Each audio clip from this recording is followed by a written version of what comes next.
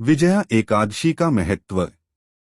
धर्मराज युधिष्ठिर बोले, हे जनार्दन, आपने माघ के शुक्ल पक्ष की जया एकादशी का अत्यंत सुंदर वर्णन करते हुए सुनाया। अब आप फाल्गुन मास के कृष्ण पक्ष की एकादशी का क्या नाम है तथा उसकी विधि क्या है? कृपा करके आप मुझे बताइए। श्री भगवान बोले, हे राजन, फाल्गुन मास के कृष्ण पक्ष की एकादशी का नाम विजया एकादशी है।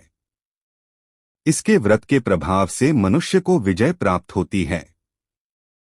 यह सब व्रतों से उत्तम व्रत है। इस विजया एकादशी के महात्म्य के श्रवण व पठन से समस्त पाप नाश को प्राप्त हो जाते हैं। भयंकर शत्रुओं से जब आप घिरे हों और पराजय सामने खड़ी हो, उस विकट स्थिति में विजया नामक एकादशी आपको विजय दिलाने की क्षमता रखती है। विजया एकादशी व्रत कथा। एक समय देवर्षि नारद जी ने जगत पिता ब्रह्मा जी से कहा, महाराज, आप मुझसे फाल्गुन मास के कृष्ण पक्ष की एकादशी विधान का कहिए।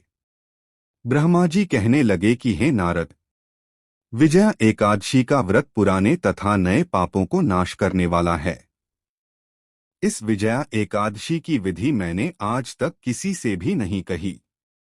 यह समस्त मनुष्यों को विजय प्रदान करती है।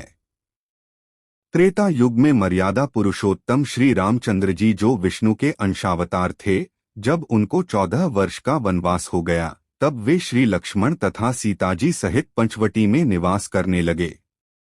वहां पर दुष्ट रावण ने जब सीता जी का हरण किया, तब इस समाचार से श्री रामचंद्र जी तथा लक्ष्मण अत्यंत व्याकुल हुए और सीता जी की खोज में चल दिए।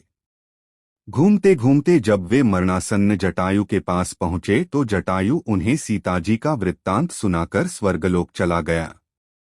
कुछ आगे जाकर उनकी सुग्रीव से मित्रता हुई और बाली का वध किया। हनुमान जी ने लंका में जाकर सीता जी का पता लगाया और उनसे श्री रामचंद्र जी और सुग्रीव की मित्रता का वर्णन किया। वहां से लौटकर हनुमान जी ने भगवान राम के पास आकर सब समाचार कहे।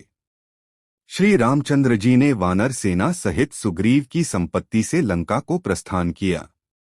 जब श्री रामचंद्र जी समुद्र के किनारे पहुंचे, तब उन्होंने मगरमच्छ आदि से युक्त उस अगाध समुद्र को देखकर लक्ष्मण जी से कहा कि इस समुद्र को हम किस प्रकार से पार करेंगे। श्री लक्ष्मण ने कहा, हे पुराण पुरुषोत्तम, आप आदि पुरुष हैं, सब कुछ जानते हैं। यहाँ से आधा योजन दूर पर कुमारी द्वीप में वक्दालभ्य नाम के मुनि रहते हैं। उन्होंने अनेक ब्रह्मा देखे हैं, आप उनके पास जाकर इसका उपाय पूछिए। लक्ष्मण जी के इस प्रकार के वचन सुनकर श्री रामचंद्र जी वक्दालभ्य ऋषि के पास गए और उनको प्रमाण करके बैठ गए। मुनि ने भी उनको मनुष्य रूप धारण किए हुए पुराण पुरुषोत्तम समझकर उनसे पूछा कि हे राम, आपका आना कैसे हुआ? रामचंद्र जी कहने लगे कि हे ऋषि, मैं अपनी सेना सहित यहाँ आया हूँ और राक्षसों को जीतने के लिए लंका जा रहा हूँ। आप कृपा करके समुद्र पार करने का कोई उपाय बतलाइए। मैं इसी कारण आपके पास आया हूँ। वक्दालभ्य ऋषि बोले कि हे राम, फाल्गुन मास के कृष्ण पक्ष की एकादशी का उत्तम व्रत करने से निश्चय ही आपकी विजय होगी, साथ ही आप समुद्र भी अवश्य पार कर लेंगे।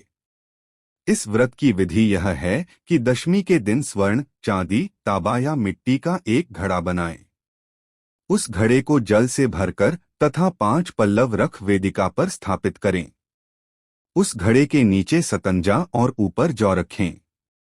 उस पर श्रीनारायण भगवान की स्वर्ण की मूर्ति स्थापित करें। एकादशी के दिन स्नानादि से निवृत्त होकर धूप, दीप, नैवेद्य, नारियल आदि से भगवान की पूजा करें। तत्पश्चात घड़े के सामने बैठकर दिन व्यतीत करें और रात्रि को भी उसी प्रकार बैठे रहकर जागरण करें। द्वादशी के दिन नित्य नियम से निवृत्त होकर उस घड़े को ब्राह्मण को दे दें। हे राम, यदि तुम भी इस व्रत को सेनापतियों सहित करोगे तो तुम्हारी विजय अवश्य होगी। श्री रामचंद्र जी ने ऋषि के कथनानुसार इस व्रत को किया और इसके प्रभाव से दैत्यों पर विजय पाई। अत हे राजन, जो कोई मनुष्य विधिपूर्वक इस व्रत को करेगा, दोनों लोकों में उसकी अवश्य विजय होगी। श्री ब्रह्मा जी ने नारद जी से कहा था कि हे पुत्र, जो कोई इस व्रत के महात्म्य को पढ़ता या सुनता है, उसको वाजपेय यज्ञ का फल प्राप्त होता है।